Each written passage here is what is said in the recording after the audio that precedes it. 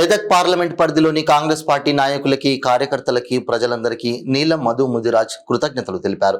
ప్రజా తీర్పును గౌరవిస్తున్నానని, ఇప్పటిలాగే ప్రజల మధ్య ఉంటూ కాంగ్రెస్ పార్టీ బలోపేతానికి కృషి చేస్తానని అన్నారు. నాకు ఈ అవకాశం కల్పించిన సోనియా గాంధీకి, రాహుల్ గాంధీకి, ముఖ్యమంత్రి రేవంత్ రెడ్డికి రుణపడి ఉంటానని నీలం మధు ముదిరాజ్ తెలిపారు. నమస్కారం.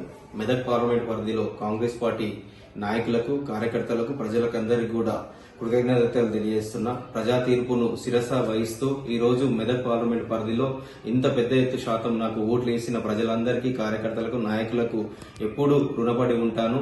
రేపు కూడా ఎట్లయితే నీళ్ల మధు ప్రజల మధ్యలో ప్రజలతోటే ఉంటాడు, మమేకమై ఉంటాడని ప్రజలందరూ కూడా, మెదక్ పార్లమెంట్ ప్రజలందరూ కూడా పెద్ద ఎత్తున ఓట్లేసి ఇచ్చినందుకు ప్రజా తీర్పును శిరస వహిస్తూ రేపు కూడా ప్రతి ఒక్క కార్యకర్తలను, ప్రజల్ని అందరినీ కాపాడుకుంటూ ప్రజా సంక్షేమ పథకాలు, ఎందుకంటే ప్రజాపాలన నడుస్తుంది, ప్రజాపాలనలో ఉన్న మన ప్రభుత్వం నుంచి వచ్చే సంక్షేమ పథకాలు కూడా ప్రతి పేదవాడికి అందేలా చూస్తాము.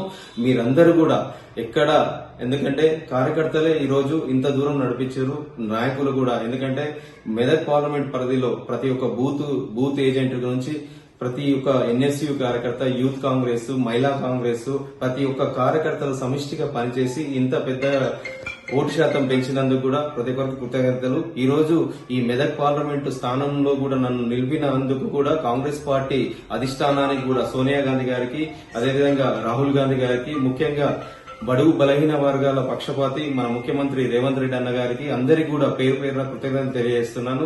నా గురించి కష్టపడ్డ ప్రతి ఒక్క నాయకులకు, నా అభిమానులకు, అదేవిధంగా ప్రజలకు, ప్రతి ఒక్కరికి కూడా కృతజ్ఞతలు తెలియజేస్తున్నాను.